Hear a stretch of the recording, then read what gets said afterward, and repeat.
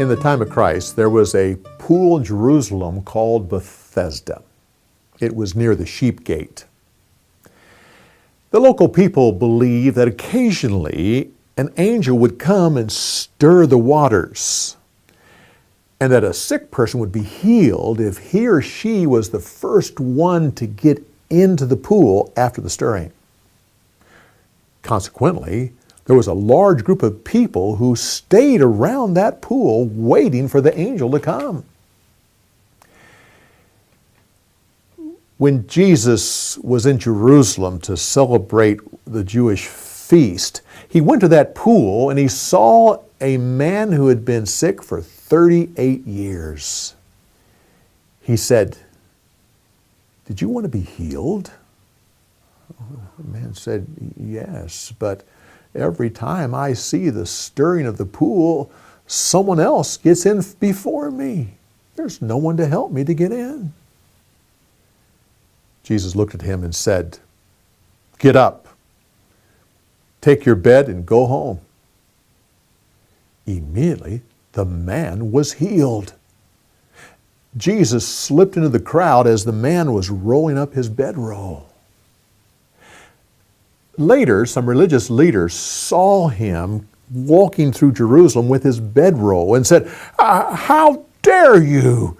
You know it's the Sabbath, and you're not to be carrying a bedroll on the Sabbath." "Oh, but a man healed me and told me to take my bedroll and go home." "Who was this man who told you to do this work on the Sabbath?" "I don't know. As soon as he healed me, he slipped into the crowd while I was picking up my bedroll." Later, Jesus saw the man in the temple. He walked up to him and said, "You've been healed. But if you don't stop sinning, a worse thing will happen to you." Well, with that, the man knew who it was who had healed him. He quickly went to the religious leaders and told them that it was Jesus. Oh. This made them more determined to stop the influence that Jesus was having over the people.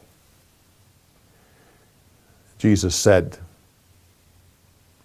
"My Father works on the Sabbath, and so will I." Oh, this. Now they started planning on how they could kill Jesus. They said, not only does he disregard the rules of the Sabbath, but now he says that God is his Father, making himself equal with God. Jesus said, "The Son only does what the Father tells him to do."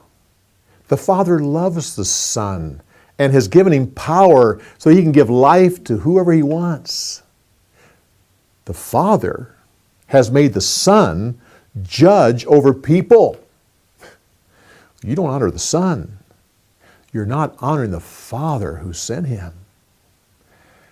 "I give eternal life to those who hear me and believe on him who sent me."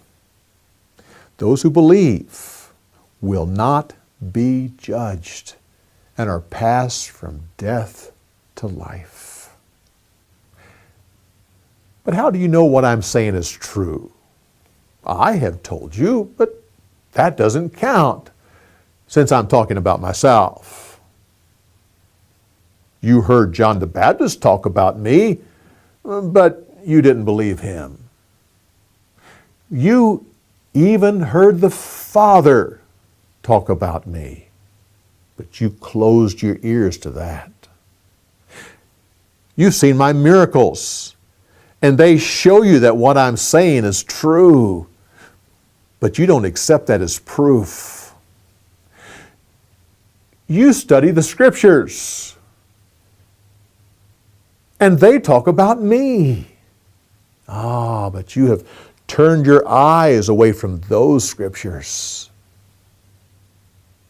The simple truth is, you just won't come to me so that you can have life.